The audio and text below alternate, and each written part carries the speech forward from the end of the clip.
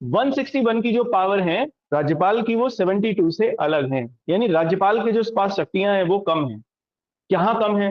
देखो, राज्यपाल 161 में केवल उन्हीं लॉज को जिनका उल्लंघन, जो कि स्टेट लॉज हैं, जिनका उल्लंघन करने पर किसी को दंड मिला है, उन्हीं के मामले में केवल वो अपनी पार्डनिंग पावर का यूज कर सकता है। तो एक तो ये हुआ, उसका दायरा कम हो गया, यानी केवल स्टेट लॉज तक उसका जो पार्डनिंग पावर है वो सीमित है 161 की। एक चीज। दूसरी, मृत्युदंड के मामले में उसको कोई शक्ति नहीं है।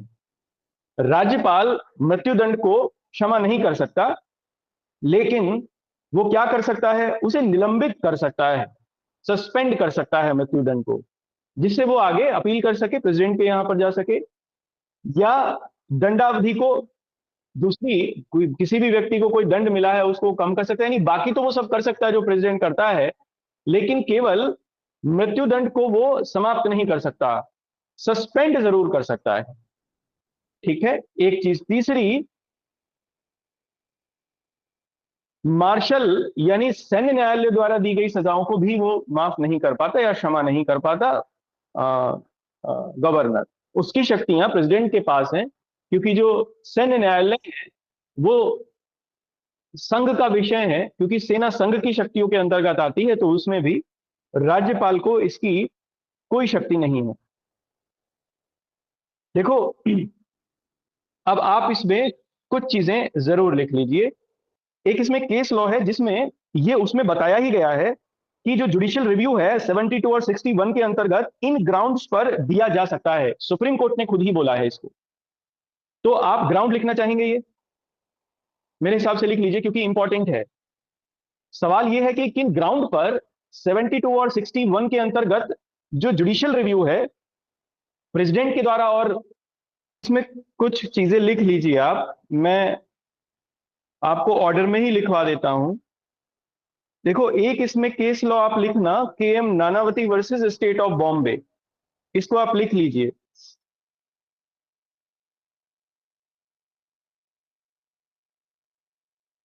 के M Nanavati versus state of Bombay. ठीक है, इसमें आप लिख लीजिए, ये 61 का है।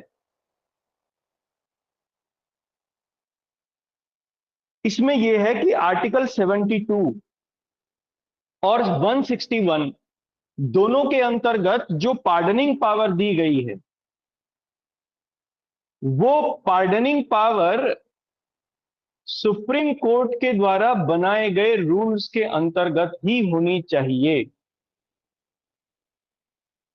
इन दैट केस, अब ये किया तो गया था 161 के लिए, मतलब ये किया गया है गवर्नर के लिए किया गया, लेकिन बाद में इसको सेम पावर चूंकि प्रेसिडेंट के पास भी है, तो 72 में भी ये रखी गई।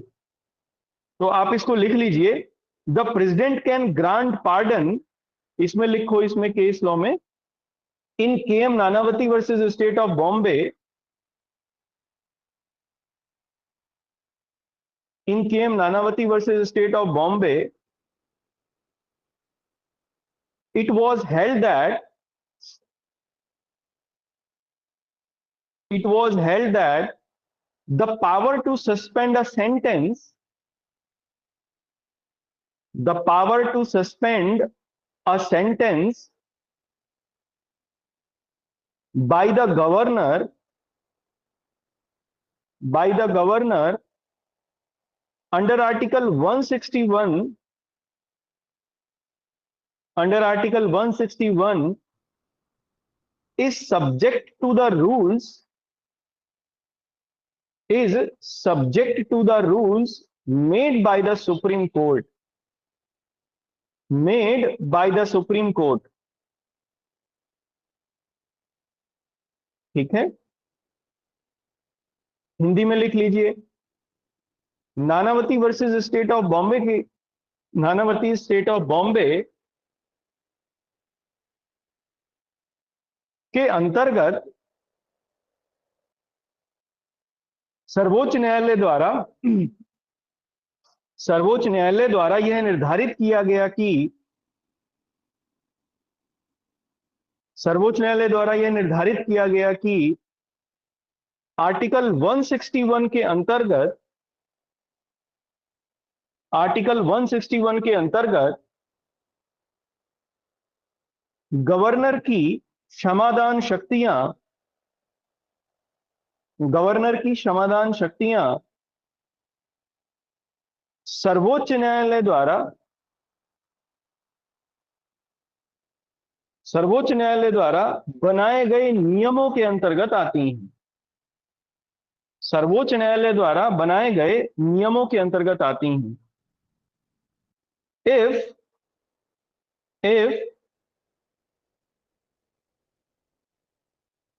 if the governor, if the governor didn't follow, या doesn't होगा, doesn't follow the particular rules, the particular rules, it would be, it would be constitutionally invalid, it would be constitutionally invalid under article 145, under article 145 यदि सर्वोच्च, यदि governor क्षमादान की शक्तियों के अंतर्गत, यदि गवर्नर क्षमादान की शक्तियों के अंतर्गत उक्त नियमों का पालन नहीं करता है,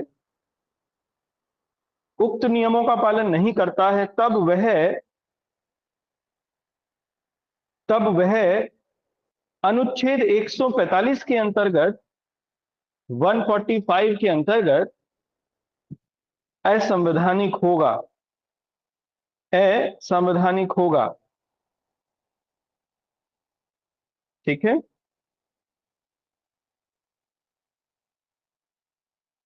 नेक्स्ट इसमें लिखिए, दूसरा एक इसमें इंपॉर्टेंट लैंडमार्क जजमेंट है, Kehar Singh versus union of India. ठीक है।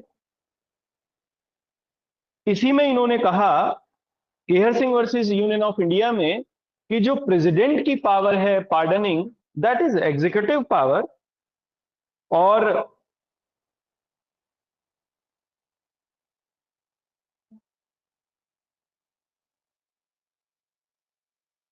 एग्जीक्यूटिव पावर है ये, और इसमें देखो, इसमें दो चीजें और इन्होंने कही।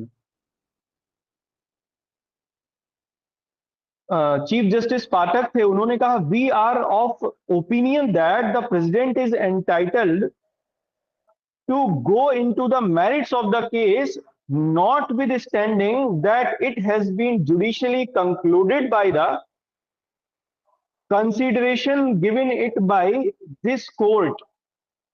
ठीक है। तो एक चीज तो ये है कि कोई व्यक्ति तभी फाइनली पार्डनिंग के लिए जा सकता है जब जुडिशरी ने, न्यायालय ने उसे अंतिम रूप से जो सेंटेंस है वो दे दिया है। मान लो किसी व्यक्ति ने रिव्यू पिटीशन लगाई हुई है अपने मामले को लेकर जुडिशरी के सामने, और वो उधर प्रेसिडेंट के पास भी चला जाता है, तो ये फिर गलत होगा। रिव्यू पिटीशन एक अलग चीज है। अच्छा, इसमें एक और है, इसी केहर सिंह के बाद ही मामला इसमें आया। केहर सिंह के बाद सीआरपीसी में कुछ चेंज किए गए, और इसमें 433A ऐड किया गया।